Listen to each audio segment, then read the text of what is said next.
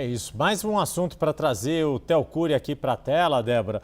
E dessa expectativa de análise, né, agora que houve a publicação da decisão, a análise dos recursos que praticamente todas as defesas devem apresentar e o quanto o Supremo segue a primeira turma do Supremo segue neste cronograma de tentar concluir o caso ainda no ano de 2025, Theo.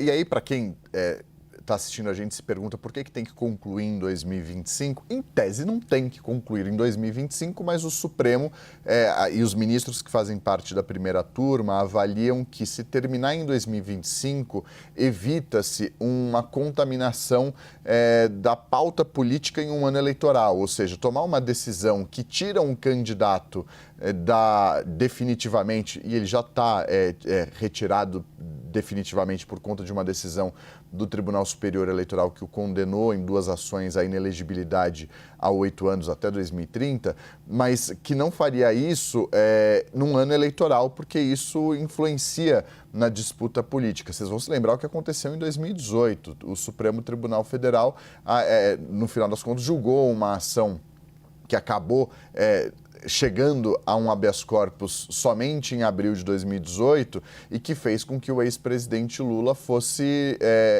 abrisse caminho para que a prisão do presidente Lula na época acontecesse. Ele foi preso em abril de 2018, queria disputar as eleições, não disputou.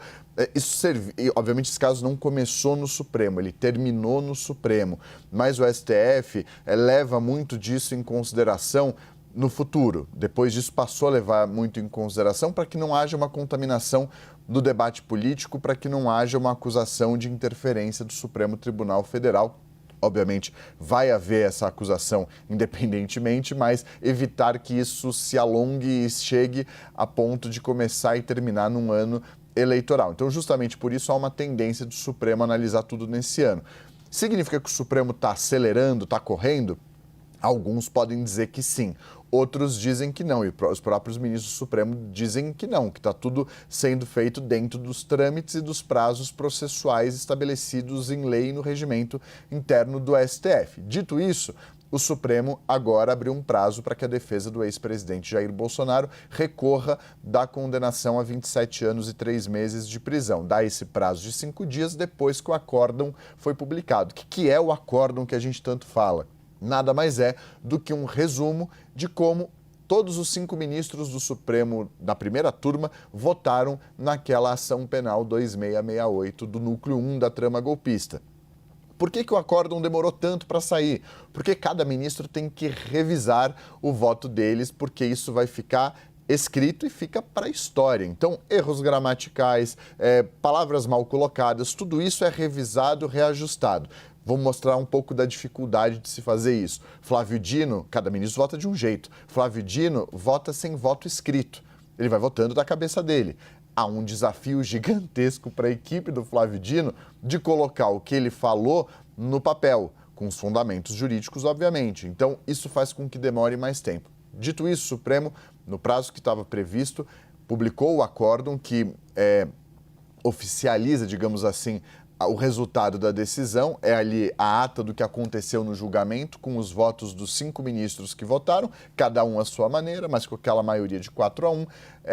E, dito isso, abre-se um prazo para que a defesa recorra, de todos eles, obviamente, de todos os réus que foram condenados. E aí, o Supremo Tribunal Federal marca o julgamento, lá na primeira turma do STF, o julgamento dos primeiros recursos. Depois que forem rejeitados esses recursos, se eventualmente forem, a defesa apresenta os segundos embargos de declaração. É com a rejeição dos segundos embargos de declaração que abre-se caminho para a execução da prisão, porque aí transita em julgado, que é um outro palavrão. Nada mais é do que todos os recursos à disposição dessas pessoas na Justiça foram analisados, foram julgados, não há mais o que se fazer, e aí a prisão é o final do caminho. E aí essa definição também vai acontecer e será determinada pela primeira turma do Supremo.